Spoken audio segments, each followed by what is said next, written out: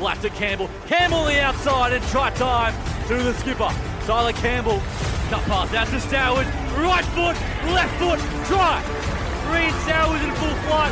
Inside to Campbell. Tyler Campbell. Media Vintage Sports Network presents Play-by-Play podcast with Jordan Hughes. Alrighty, welcome in Play-by-Play Rugby with you once again on what was being a massive weekend in Super Rugby Pacific. Jordan Hughes with you alongside Jordan Lanack and Tyler Campbell. Gents, how are we doing?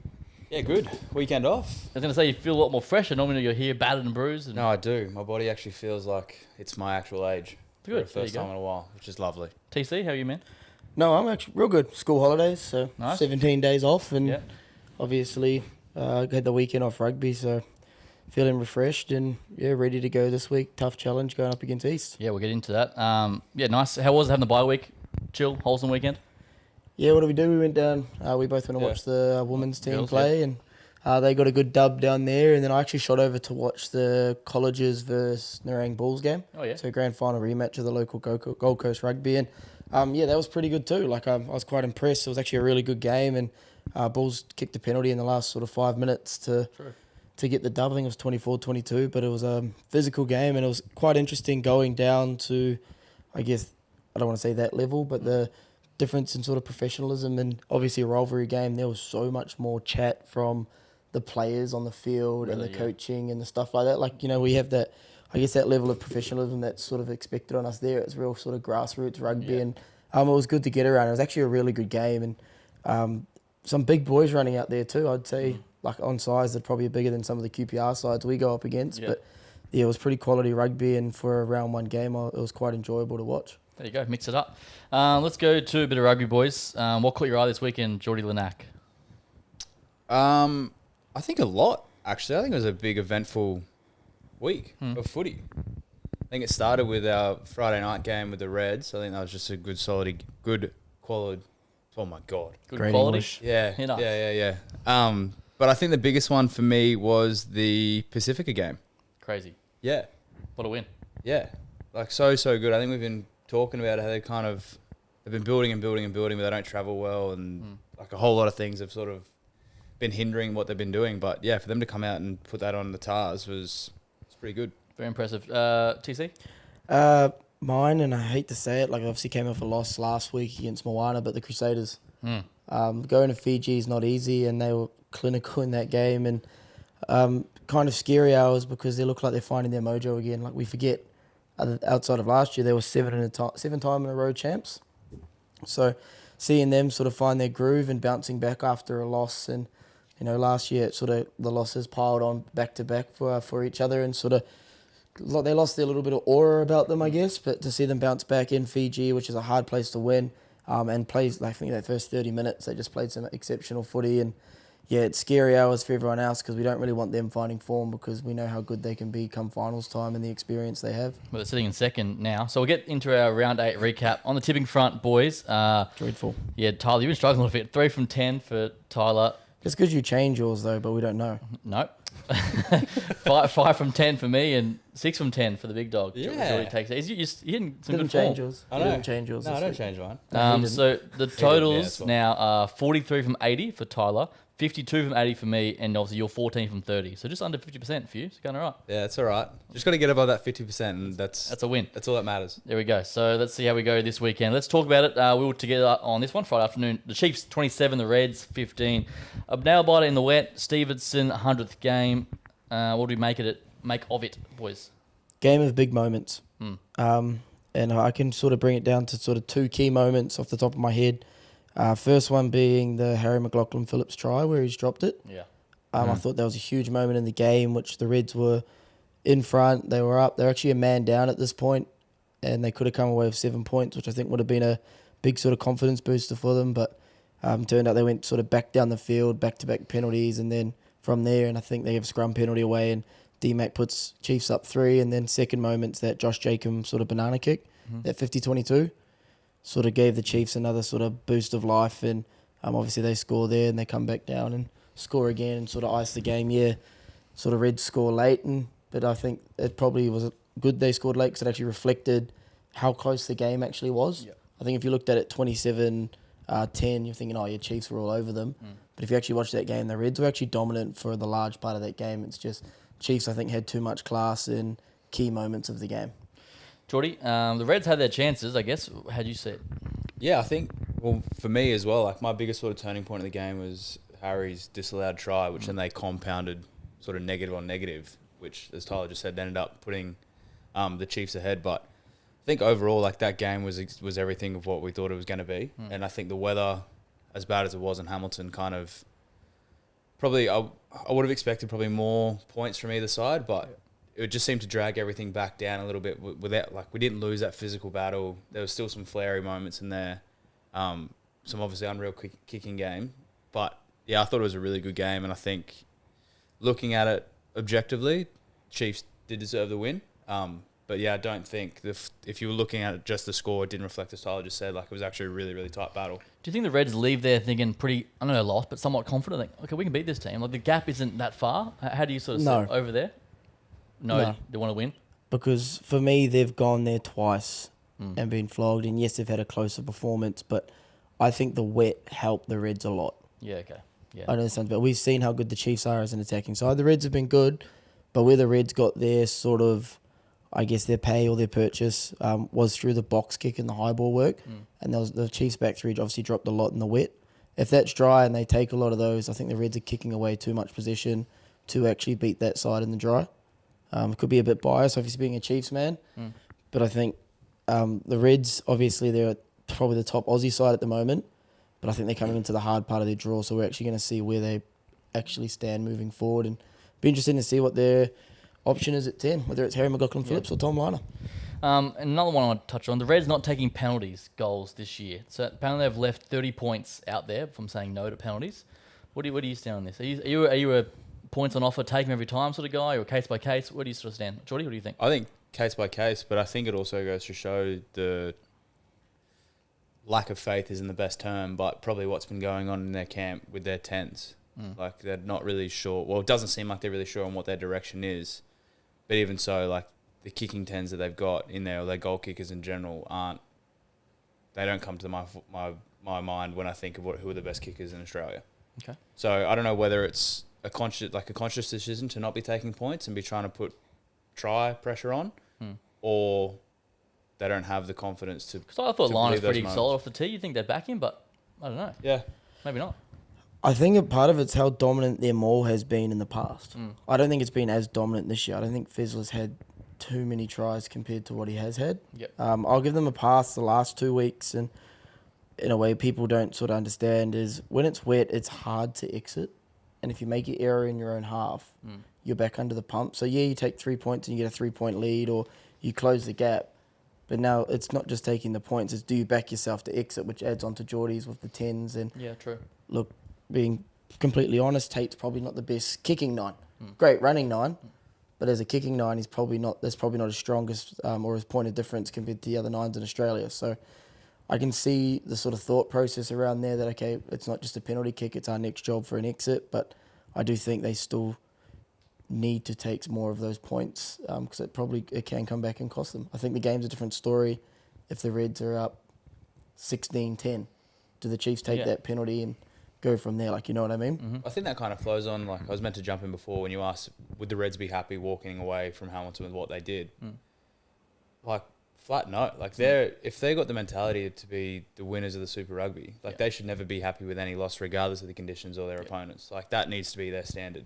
And that kind of goes on to that. Like, they need to have that mindset that we are comfortable exiting in every part of the field and doing what we need to do in every part of the field to get the best result for the team. And I don't think they're there just yet. There we go. Well said. All right, let's go to Moana Pacific 45, the Waratahs 28. Halftime, the Tars were flying 21-7. Let's start the first half. Suoli'i was on fire. Tristan Riley got a double. What do you make of the Tars in that first 40? They were great, and Suoli'i was obviously great at the back. My thing was with him is moving forward. I don't think he got enough touches in the second half.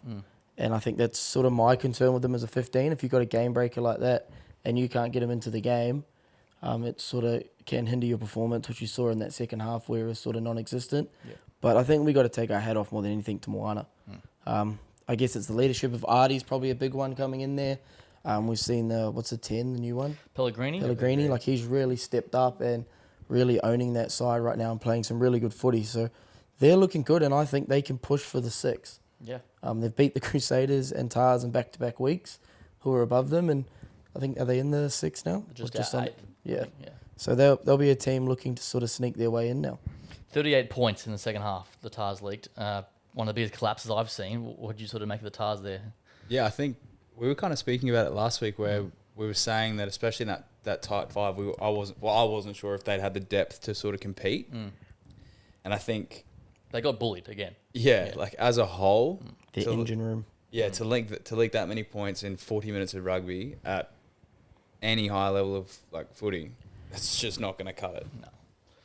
Yeah, what's the issue? Did I just put the foot off the brake, or the Moana was so good? Like, you guys know, how does that happen? I don't think they could keep up with Moana's physicality in that second half. Like it's all good and well to say that, especially with some of those like Islander teams or even just playing Islanders in general. Like it's kind of a general saying that first sort of 25 minutes of each half, you're just going to have to cop it, and then they'll kind of slow down, and then It's momentum. yeah, but Moana's just not slowing down, and I feel like the Tars were just absolutely gassed, and they just weren't physically up for it. Tyler? Yeah, I think they're really struggling in their second row stocks. I think their front row, obviously their starting front row is all Wallabies, but they just don't have that, I guess I call it the engine room, those guys that are going to hit rucks, that are going to make heaps of tackles, that are big lads that are going to sort of use their size. And I think that's where Geordie's correct. Like, they're struggling with the physicality of games and struggling to, win the advantage line, win the collisions. And yeah, you might score some sort of tries early on in a game where there's a bit of space and things open up for you. But as soon as you're not going forward, doesn't matter who you are in the world, like if your team's not going forward, it's pretty hard for you to perform outside of that. So I think that's a big thing. And Moana's looking good. I don't think there's any time you write Moana off in that game, because they just sort of go about their work, and they've got so much X factor in their side as well. They're big. Like, you look at the back row, like, is it Miracle? Yep. Like, he's outstanding. He looks like he's growing as a player, of having been put beside Artie and obviously learning from him. The young winger is showing how athletic he is. We just talked about the 10. They've got pretty big midfielders that can run into contact. So I think they're looking good, and I think they're heading in the right direction. And I think that's good for rugby in general. I think it's just a good sign that rugby, that we're sort of promoting that Pacific Islanders and boosting them into the sort of, I guess, the spotlight. So come World Cup, we have 24 strong teams rather than 2. You know, when it's made a difference for them playing at home, North Harbour Stadium. They've got a home this year. Same stadium every week for majority, and they've got a regular fan base. I think that makes it. They've got a fortress now to play in front of, I reckon. Yeah, they've got something to play for. Like, it's really hard, especially, I mean, I can't really think of any pro setups that have had that sort of introduction into that level, but even for, like, you find on the Gold Coast, like some of those clubs that kind of drop in and out of the comp each year that don't have that home basis, or even when the Breakers were still the Breakers and they didn't have a home club, like, it makes it really hard to put on a jersey and sort of, as a team, realise who you're playing for and what you're playing for. Whereas at least if you've got somewhere that's yours, like, at the very least, that's your, like, that is what you can defend. That's well said. Final comment I want to get on this game. Boy, Taniela Tupou at the moment. I feel like he hasn't fired the last few years, since leaving the Reds. Coming off the bench, and he starts some weeks. What do you sort of make of him at the moment? I don't think he was firing the back end of his Reds tenure either. I think he was over it then. We kind of forget that he's come off a big Achilles injury and probably doesn't have that explosiveness anymore. But he's still the best tight head scrummager in Oz, and I'd say he's still the best tight head. So I think we expect the big plays from him. Yeah, okay. That's sort of the issue, but I haven't sort of sat there and watched a game to critique what he's actually doing around the field. So that'd probably be one to sort of look out for and see how he's actually going. But he's still scrumming well. He looks like he's still doing his role, and he's still pretty good when you get close to the line with those pick and drives as a big body. So I wouldn't say he's not firing. I just think people are expecting the big plays now, but he's a prop that's getting older, that's sort of seeing a lot less than. The Achilles, you forget about too. That's a massive injury as well. All right, boys, let's go to Crusaders 31. The Drua 14. The Drua had absolutely nothing at home. It was 14-0 very early in the contest. Crusaders looking sharp. I just sort of touched on it. Like, scary hours for everyone else. Yeah. I don't want to see them win 8 of their last 9 or whatever it is. But it's sort of good to see those players performing again as a Kiwi supporter, because I think that's going to be better for the All Blacks. Obviously gives us more competition for spots.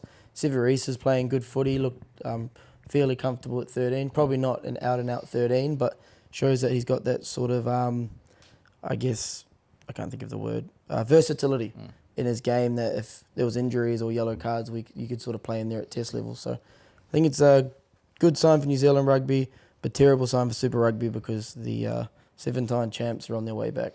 Not good. Any comments on this one, Jordan? Yeah, I thought they were really strong. Will Jordan, massive standout, I thought. And I think was it the Crusaders' first win in Fiji? Not sure, maybe. Yeah. Yeah. So, yeah, I mean, very good for the Crusaders, very dangerous for the rest of the comp. But also, like, as someone who watches rugby a lot, like, it's good to see that a powerhouse of that Australian Pacific sort of competition is coming back into full force. Yep. Do you guys see Che Fihaki's attempted kick from 65? Yeah. And dude, it went... He still had... It cleared the dead meters on ball. it.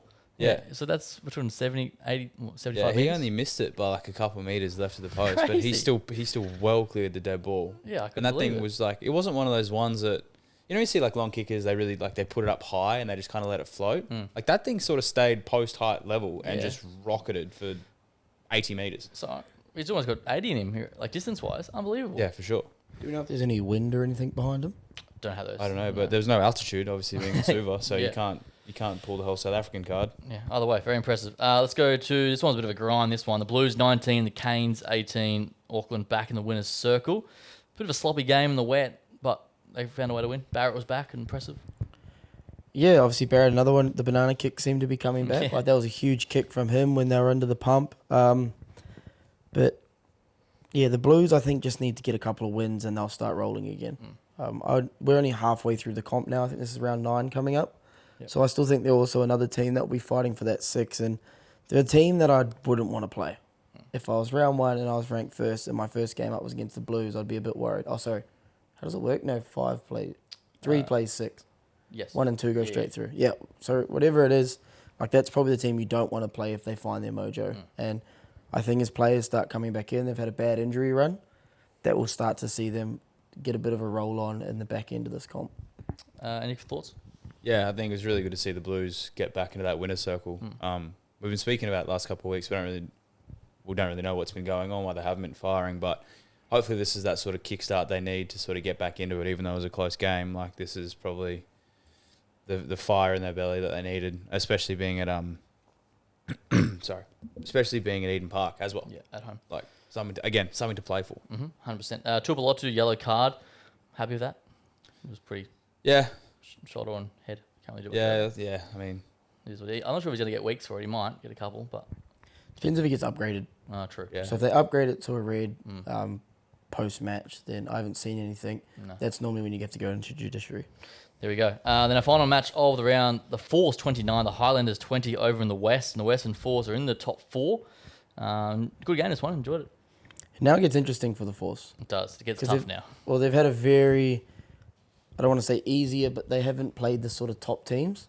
This is obviously a good win for them at home. Seems like they've played quite a few games at home too, so I don't know what their back end of their schedule looks like home and away, but they've impressed me solely because I had written them off at the start of the year. Yep. I would not have picked halfway through the comp that the Force were in the top 4. So it's full credit to them because they've obviously got the players, but now they've sort of got to get into their work and sort of stay in that sort of top 6 range, because I'm looking at it now. Moving forward, they got the bye this week, but then they go, where is it? Hurricanes Away. at home, Okay. Chiefs away, Blues away, It could be 3 losses. Brumbies at home, and then Drua In away. Fiji. Yep. It's tough. So They and then they their could- last 2 rounds are Waratahs and I think another bye. Yeah, jeez. Okay. It's So tough. they've got a hard finish to the season. Yep. So I'm interested to see how they go. See if they can prove us all wrong. Yep. Keep seeing us doubters sort of. It'd be good to be see them wrong. sneak in, but yeah. But yeah, it's gonna be interesting. Carl Dezano, it's another try. 11 tries this season. Yeah, is that- He's a fucking machine. Is He's on top, yeah. Yeah, that's the record, hey? Well, Hoskins Tutu has got 12, most for a forward ever. Right. So you think he'd surpass that, but nuts. Yeah, he's doing so well. He's, yeah. Putting pressure on Fraser. He is. Yeah. So I big thought time. Fraser was quiet in that Reds Chiefs game. Yeah. At the moment, you're doing a Wallabies 15 tomorrow. Fraser still Fraser 7? still starts. Happy? You can't not pick him after his form at the back end of last year. Yeah. Like if someone plays that well in the jersey, you've got to start with him, and if he doesn't play well, then you make the switch. Fair. See, I reckon it'd be dependent for me on who else you're picking around that position. Like Yeah, if okay. you're picking a side that is looking like it's going to be a really strong maul side, Bigger back row. I'd probably pick Carlo to capitalise off the back of those, Okay. or like exactly what he's been doing in Super Rugby. True. But yeah, it's going to be a bit of a headache for them come selection time to see what they're actually going to do. Would they run the double flanker off Nah. the bench or not? You don't like people when they do that? Off the bench, well, Tizano just plays 20. Yeah, that's what I'm saying. Like, would you waste? He probably, with his size, has the ability now to probably shift to 6 if he needs to. Yeah. Or you get a Seru Udu type player that covers 6 lock. Rob Leota's probably another one that can do that. But I think, for me, Fraser McWright is your starting 7. And I think Tizano's got to prove himself at test level first. Yeah. I don't think, he had a good sort of couple of test debuts, but there was a reason he got dropped back down when Fraser returned. Fraser's just more dominant in that test arena at the moment. Matt Greeley, I thought he was sharp on the Mac, weekend. yeah. Really good. First time I've seen him really shine, like individually for the Force, so it was good to see. Yeah, he's electric. It's good to see him going well. I think he's kind of one of those players that when he was with the Reds didn't really stand out. Didn't really have the opportunity to stand out. Yeah. Granted, there was a lot of sort of players ahead of him when he was there, but yeah, he's been getting some good cracks at the Force, and he's making a mark on it, which is good to see. Tom, I want to ask you before we move on, the Highlanders, is there a recruiting issue for Landers? Like, every year you think of the Landers, it's like generic guys, no big marquee signings, no major All Blacks, and every year they do the same thing. Like, I don't know. From outside looking at it, that's how I perceive it. I'd compare it to something like the NBA. Like, obviously, like, your Lakers are your prime location, your Miami Heat. Like, Yeah. they get the big free agents. For the Highlanders, it's pretty tough to get players because most of the population is up the other end. Yeah, okay. So obviously that Crusaders obviously have a strong setup and a lot of history behind them that brings players in. Wellington, Auckland, sort of Waikato. Bigger cities. They're the biggest cities that probably have more of a dense population that people will go to. Obviously, a lot of the rugby's played up there as well. So I can understand they get sort of first pick. So whatever region you play for, you normally get offered a draft contract from your sort of, so if you play for Waikato, Taranaki, Bay of Plenty, or counties, you're under the Chiefs banner, so they kind of get first dabble at it. Yeah. So I could sort of see why Otago does struggle, but they've also had a lot of players leave the last couple of years. Yeah, okay. Dunedin's also not the most exciting place if you're not a uni student. Yeah, sort of why I asked you. I have no idea. Not really an ideal place to live. It's a place to go and party. Yeah, okay. Dunners is renowned for it, but it's a city sort of built around the uni. Right. So like the uni's in the middle and sort of streets, I guess, faction out from there. Is it Dunedin has the same layout as Edinburgh? I've got no idea. I've never One of heard the of it. that's Probably is. fun fact, but one of the New Zealand bigger cities has the exact same layout as Edinburgh There you in go. Scotland. So you can go to either or, and if you're from one or the other, like I'm talking like street by You street, won't get lost. There you go. no, you'll know exactly where everything is. Interesting. Sorry to interject, That but was good. Good fun fact. I know. I just thought maybe like trying to get a big international marquee to try and build some hype. But you've done that before. You've had Tanaka go there, remember the little Japanese Yeah. halfback. yeah, he was gone. Taped up What's all his is it fingers. Haskell? Haskell went there. Yeah. But it's obviously getting them to perform down there too. And I think Jamie Joseph did it best when the Landers were strong because he recruited sort of players he knew would buy into what he was doing Yep. and help them excel in that way. Like your Elliot Dixon, your Ben Smiths, you're that. And they've just lost their sort of heart and soul in Billy Harmon, I think, who's been their best player the last couple of years. So it's a tough one for them. Yeah. But it's always going to be an uphill battle because, I just don't think people really want to live in Dunedin. Yeah, that's exactly what I wanted to ask you. There you go. All right, boys, some big news. Your man, Damien McKenzie, re-signed to 2029 for the All Blacks and the Chiefs. Huge news for this one. Happy? Yeah, and I'd probably be a sabbatical in there, I think, post-World Cup. Yep. But I think he's sort of, if Richie Mo'unga's not coming back, he's our 10 moving forward. I think Bodie's sort of, Yeah. you can sort of see the decline starting to happen a bit more now. And then on top of that, sort of, if Richie does come back, he's still your 22 because he covers 10, 15 and can bring some explosiveness off the bench. So I think it's a great signing for New Zealand rugby, and it's good to see us retain probably one of our better players and one of our more dominant players. So it's a good signing, and hopefully he can sort of get that 100 caps for the All Blacks. So All Blacks tomorrow, he's 10, Will Jordan's 15. Are they sort of Yes. best two at the moment? I think that's 10 and 15 right there. Okay, there you go. So and Barrett off the pine. We'll eat. Barrett off the pine. And I think last year we sort of started ticking over, but I think we've got to start looking to the World Cup. Is Bodie going to be around in 2027? Apparently, we signed on to the World Cup currently. I know, but like, is he going to It'll be your at that guy level. Yeah, in 2027? it's a good I think question. with how he's tracking as well, like his versatility is kind of almost maybe working against him in terms of locking in a starting spot. Yeah. Because he can play, 10, 12, 15. 10, 15. You could have him at 12. You are not playing Damien McKenzie at 12. No. Oh, Bowden. You're not playing Bowden at 12. Well, anyway, what I'm saying is he's not locked in at a starting position, but because he can play other positions as well, like he can't count him It's similar out. to DMAC too. Like he's sort of the same, Yeah. 10, 15. Yeah, but Is he's standing up. And Is Mackenzie your 10 for the All Blacks currently? You happy with that? Yeah, Mackenzie and Jordan at 10, 15. There we go. So big news for New Zealand rugby. Now let's go to the Wallaby 10 discussion, boys. Also, we spoke about last week. Got a bit of feedback too about that little comment. Noah actually liked it. He saw the clip. Oh, you You too? sent me a Yeah, message. he sent me a little love heart reaction. Yeah, there you go. Liked it. He's my starting 10. Yeah, well, the chat is now whether you'll get picked because Joe Schmidt has his rule and he's... Yes, and like obviously Carter Gordon didn't get it, and Noah actually came out and made comments. I don't know if you saw it about the coach and he doesn't want to start another cycle, and I fully understand that. Yeah. Like there's been so much sort of disruption in that Wallabies setup that he's in, he's out, he's around. Like as you said last week, he's probably going, I need to go and make some money. Like I don't know where I'm going to sit in 2 years' time. Yeah. So I think he's your starting 10 if they're going to go that way. Yeah. Because I'm pretty sure by all accounts he's contracted to back end of the year. But if they're not going to take him, I've got no idea who the next best option is. I probably have to go with Ben Donaldson. I think it's really disappointing if they don't pick him. Like, we need to win this Lions series. He's still contracted. Fucking pick the best 10. Lions is like a World Cup for me. Yeah, it's How massive. many times do you pick a guy in a World Cup and then he's not back the next year? Yeah. Like Lions you get once every 12 years, and it's a huge thing to win. It's massive for tourism. It's massive if the Wallabies beat the Lions 100%. to everyone in the media. Like it'll actually give a bit of Ticket sales, hype around merchandise. rugby. Yeah. It's huge. And you're not going to choose your best 10 because he's gone away for a year? Like, what are we doing? Like, and Noah probably will put his hand up, say he hasn't had the best form this year. But I think if he finds it, and the way he played the back end of last year and how the Wallabies were playing, like he has to be the 10. So Ben Donaldson for me hasn't performed at test level. Tom Liner, I haven't seen enough to say he's a test player. Unproven, yeah. Unproven. And as I said last week, I think the defence is a big issue of his that can cost him sort of being in that test level. And after those guys, I don't know who's next. Yeah. Kane Edmed's fallen out of favour at the Tars. Like Lawson Crichton's their guy at the moment.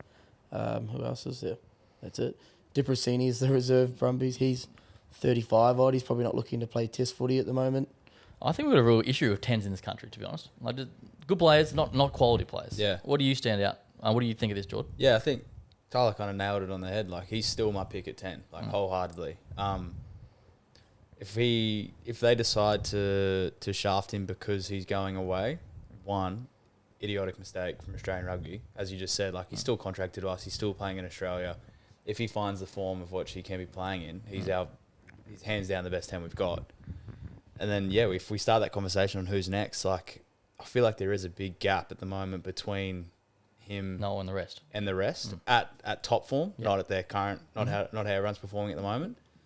But I think Tyler said it. We touched on it like the last few weeks that at that level, your defense is kind of what will make your 10s solid. Yeah. Like it's all good and well to have the best fantastic attacking game, but if you're leaking points through that 10 channel, like that's such an easy target for teams to sort of run through. And I think Noah can stand up and just be a solid bolter in that spot. Like he obviously doesn't go out and whack blokes, but that's not what you're expecting from a 10 at that level. You just want someone who can lock down that channel and force them to use other areas of the field. They may miss tackles, but as long as they do enough, Yeah. is my thing. And he's a handy goal kicker as well. Does that aspect? He's Aussie's best goal kicker. Yeah. Yeah, like what are we doing? Yeah. I think that, and if you do that, you drop him, it burns bridges for him when he's thinking about coming back as well. He goes, nah, stuff you got. I'll go to Japan, France. Yeah, because if he does well in Japan, they're pretty quick to offer big money to sort of keep boys on. 100%. You can't knock that back just because you've got a loyalty to a country that in the previous year has gone, oh, no, you're going away. Not even you are away. You're going away, so we're not going to pick you. Like, that's ridiculous. I agree. At least give him his income, give him the chance to have that jersey for the rest of the year. Yeah. I think. Anywho, we'll see how it pans out. All right, boys, let's go to our round 9 picks and preview. Obviously, it's Tuesday. We haven't seen teams or whatnot, so we'll do our best to get into it. So the Hurricanes and the Crusaders, 205, the Canes, $1.72, the Satyrs. The line's a 1.5. It's a 7v2 matchup on the standings. It was 8 points of difference last time they met, back in round 1. Thoughts? What's the line? Well, I put 1.5. Is that it? Crusaders to win and cover. I think they're coming into form. It's obviously in Wellington too. Yeah, So they're coming into form. They historically they've been a powerhouse of the competition, and they're starting to shape up to be like that again. So I think even if that line was a bit bigger, I'd still back the Satyrs. But yeah, it's an easy one for me. Okay. Tyler? Yeah, Satyrs and Satyrs to cover. If you're picking against that line at 1.5, it's pretty impressive. Yeah. It's New Zealand derby, I guess. I'm going to go Canes. I go Canes to win. Is that recorded? Yes. Can you write that down? I'm trying to. My pen. Because you wrote ours down. I didn't see you write yours down. Mate, just trust me. Right? I don't fudge the numbers. Canes to win for me. I reckon they do a good job here, bounce back and knock over the Satyrs. Satyrs come back from Fiji, bit of a tough road trip away as well.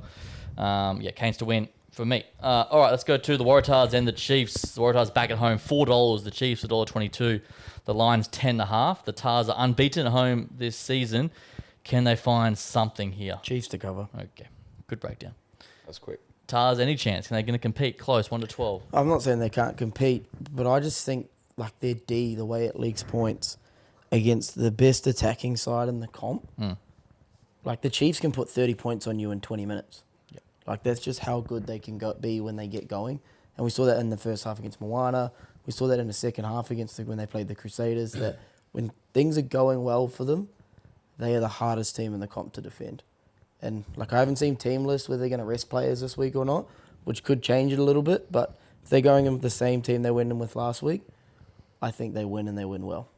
Okay. Geordie. Yeah, much the same. Chiefs to win and to cover. I think they're rolling really well. As Tyler just said, the best attacking team in the comp. Even if the Chiefs were playing someone with a bit of a stronger defense, I'd still back them. So yeah, I think the fact that Tars are back home really doesn't change a whole lot for me. There we go. Chiefs win, but I think it's closer than what people think. Chiefs win, Tars cover. At home, they're somewhat better, so I reckon they'll try to bounce back here after a poor showing last 2 weeks, but Chiefs win probably 1 to 12 for me. Let's go Blues and Moana Pacifica. The Blues $1.16, the Moana $4.80, the line's 14.5. Back at Eden Park. Couple of good matchups too. Barrett versus Pellegrini, Satutu and Sevilla. Did you say Blues are 14.5? Favourites, correct. Wow. After the way Moana's played the last 2 weeks. The bookies don't believe in them, apparently. Well, I'm going to go Moana to cover, but Blues to win. Yep. I think Blues are probably the one team that can really match the physicality of Moana outside the draw. I think they've got the big forwards. They love that physical style of game. And I just think the Blues have got their confidence after last week's win. I think it's a big confidence boost. And we'll see their backs start to fire a bit more. Because I think the backs have been pretty quiet this year so far. Jordan? Tough one for me. I think, I said it 10 minutes ago that the Blues needed that win to sort of get their build up, but that's a really tough game for them to sort of perform, I think. So I'm gonna back Moana. Get the On dub. this one, yeah. Okay. I think it'll be close. Game or biggest Chihu? Both. Yeah, Moana to get it done. Okay. I think it'll be tight. I think it'll be a really good game to watch. But yeah, I think Moana will just get there. All right, I'm going to go Blues win, Blues cover. How can they do a job here? Back at home again, find a bit of form, get on a bit of a run here. Okay, now the Highlanders and the Fijian Drua. The Landers $1.35. The Drua $3. The line's 7.5. Really a must win for both sides down in Dunedin. I think the Drua have fallen off. They haven't won away yet, I don't think. No.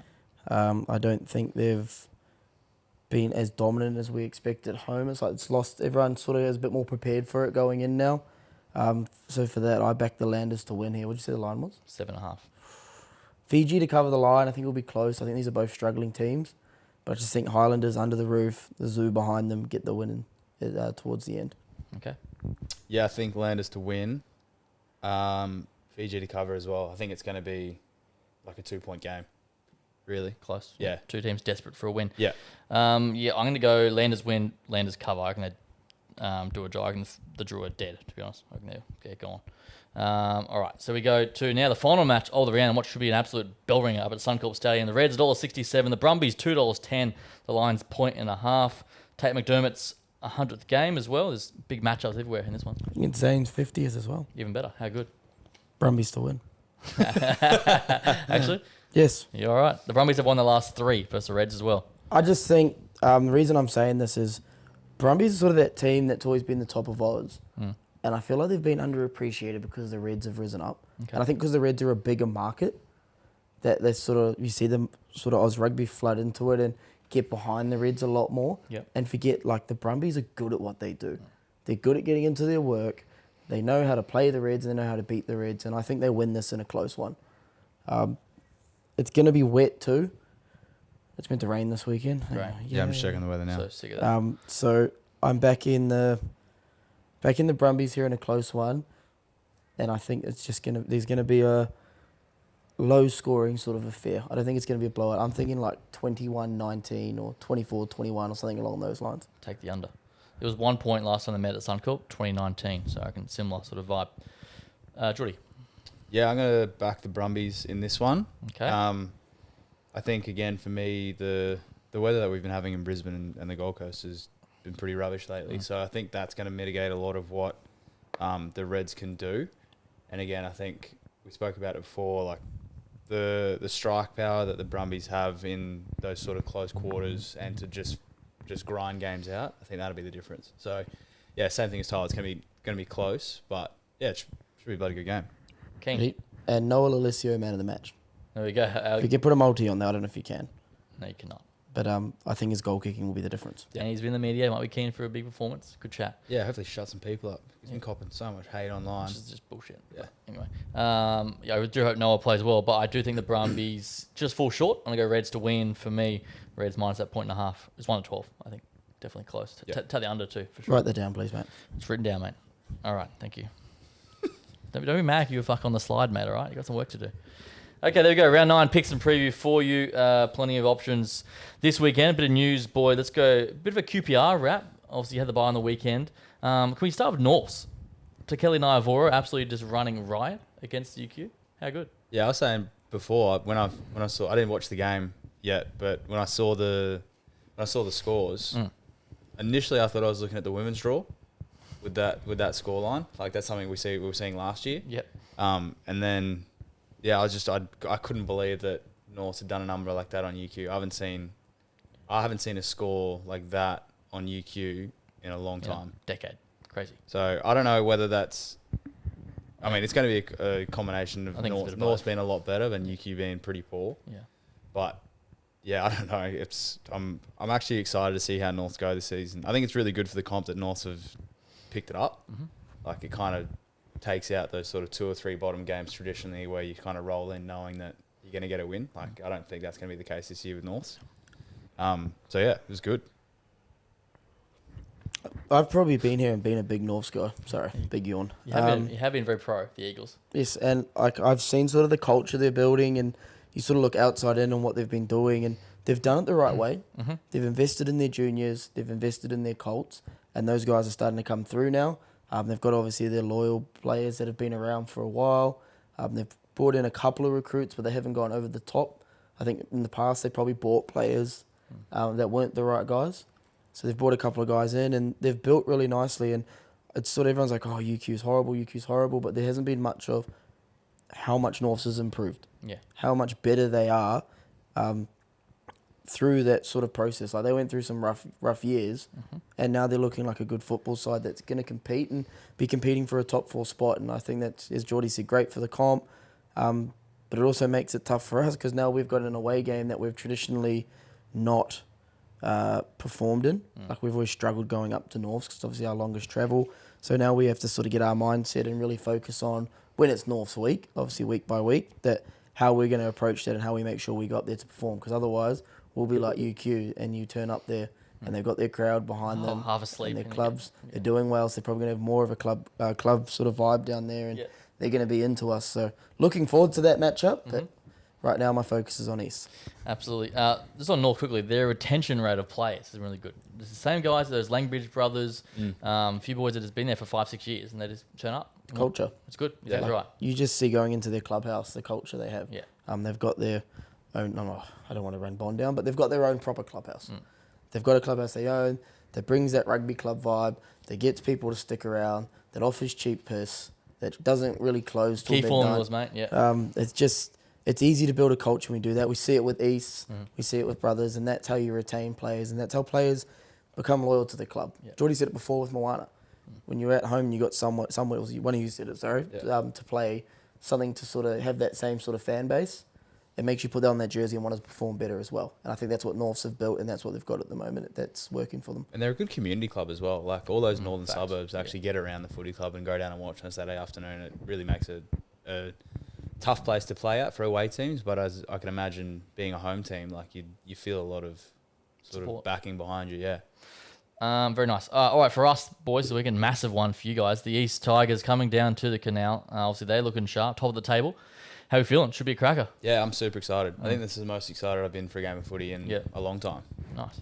So, yeah, hopefully the weather holds out for us. But I think even if it is sort of light rain, we'll still see some pretty electric footy from both teams. First home game of the year. How are we feeling, Tyler? Doesn't look like it's going to be light rain, unfortunately.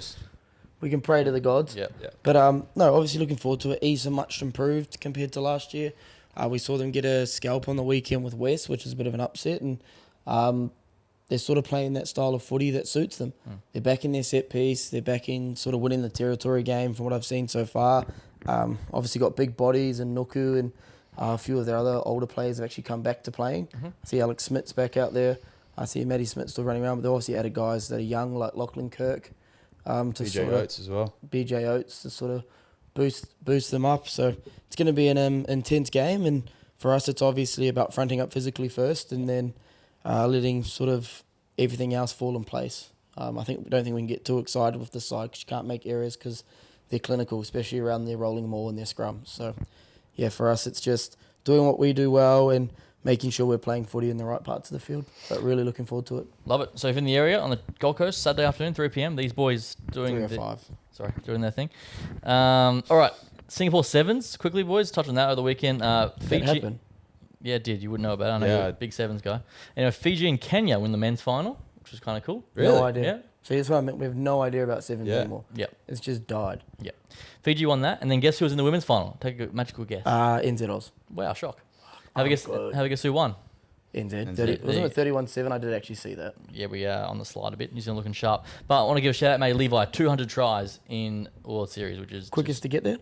something like that, yeah. Which is the Yeah, quickest. it's massive. Yeah, I think so. Unbelievable. Yeah. Unbelievable. Freak. Yeah. And she missed a lot, like 2 tournaments as Yeah, well. she's been out. So the world's a oyster. And my final thing, we had MLR on the weekend. Our boy Ryan Stowers scored a try out wide that just fell short in the end, 27-20, I think. You spoke to him? About what? Just life. Is he going all right? Yeah. I don't know. I need specifics. I talked to Ryan quite a bit. What's been happening? Is he well? So yes, is Playing the answer footy. to that question. Yeah, no, but I was like, Yeah. what do you want me to say here? I don't know. I'm just Just curious. anything. Yes, I've spoken to Ryan. Does he not talk to you? No, you brushed me. Brushed ever since you left the potty. No, he's good. I think he's enjoying. His family's over there at the moment, actually. Oh, good. So his mum and dad are there, Christine and Gav. So I'm sure he'll be enjoying their company, and I'm sure he'll be taking them around to all the sightseeing that he's done so far. And it's just good to see him being in that professional environment. I could see by sort of the Insta posts and everything. Yeah. He's actually loving life over there, and sucks because I do already miss playing with him. It was nice having that little prick outside you. Yeah. But it's good to see him doing well. I think he's someone that deserved this for a long time, and someone that probably had to sort of grind his way to get there because there's a lot of question marks about his size and his ability to sort of play at that level. But I think he's proving people wrong, and we've seen that in the first sort of 2 starts he's had so far. There we go. Lovely. That's all I've got this week. Anything else you want to add, boys? Anything else caught your eye over the weekend? Socials, media, anything? Geordie Linac, something? No. No, I've been quiet, eh? It's been good. I actually haven't seen a whole lot. Everything I see, I send to you. You do. So, and that's really not a lot. WrestleMania Yeah. this weekend. Is it this weekend? Yeah. Oh, fuck. That's good. Or next weekend. Is it yours this week? Next weekend. Next, okay. Weekend, sorry. Geordie, you can't wait for that? Yeah, mate, I'm buzzing.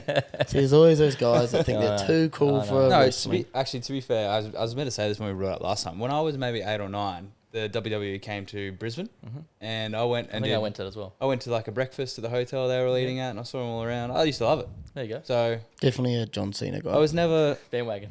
I was never not a WWE. no, he's guy, definitely a Vince McMahon guy. Can't say he's cancelled, mate. Can't talk about him. He's Yeah, done. wow. Okay. There we go. Nice. 2 weeks. That'd be good. Before we go, good luck to the Reds women this week. Yeah, I forgot. Yeah. Sorry. Oh, come on, mate. Yeah. Supporter of It was women's on my list. rugby, Oh, you yeah. are. Yeah, sorry. Super Rugby Women's Final this week down North Sydney over the Waratahs and the Reds. Plenty of bondies in that one. Hopefully they can get it done. Tyler, thoughts? I don't know if they can. It's Yeah. obviously a tough one. They Tough. played well on the weekend by the looks of it. Yeah. Didn't watch the game. I'm not going to say I did. Mm-hmm. But that Waratahs team's been a dynasty for the past 10 years. So Yeah. they're a bit more experienced in the finals, but it'll be nice to see sort of some of the girls I guess we know from our club do well and come away with the dub. Ben Morris went off injured. I don't know if you saw that. So Yeah, I'm I sure saw a photo of ankle not looking today. Yeah, it doesn't look too good. flash. Which So is obviously sucks for Jen, but Zoe potentially might get a start. Yeah. Actually, so 1 in, 1 out. But yeah, we'll see how we go. yeah, All right, boys. Enjoy. Ban the sternum law. Lovely. There was heaps on the weekend. Just penalty after penalty. Yeah, it sucks. That is It's the lovely. worst law. Yeah, not good. actually, did we speak about the yellow that who's the prop for the Reds? Jeffrey Tumunga Allen. Did we speak about that? No thoughts on it? Hate it. Yeah. Like, Is it just like you just don't do it though, or like you're going to get? That's my thought. Yeah. It's a shit yellow. It doesn't deserve to be a yellow. But at the same time, don't go around the ruck, obviously, and make an obvious penalty like that. The guy looks at you and you've got no range to actually change your body height. You're only going to hit him in the head. You know the Right law. in front of the referee. Regardless if the law's a shit law. Yeah. You know the law and you push it right in front of the sort of in TMO, like in the open like that, you probably still deserve a yellow. 'Cause to me, it was a brain fake. I agree. Yeah. More than anything. Jordy, you But hate it's a it? shit law. yeah, I just think like situationally that was a dumb decision, but also if you look at that clean out versus 90% of the clean outs in the game when it's free flowing and boys are on the move, like It does get. it's not much different. I agree. But that's my issue. It was in the open. Yeah, Like Yeah. it was so Yeah, obvious yeah, to yeah, be yeah, seen. Like they're so dumb. But whereas the other ones you don't really see them unless you slow every ruck down. But that one I was just like, what are you doing? Yeah. Dumb. So yeah, sorry. That's Props. fine. That's good. That's lovely. All right. Thank you, boys. Good luck this weekend. We'll see you next week. Do it all again. See you later.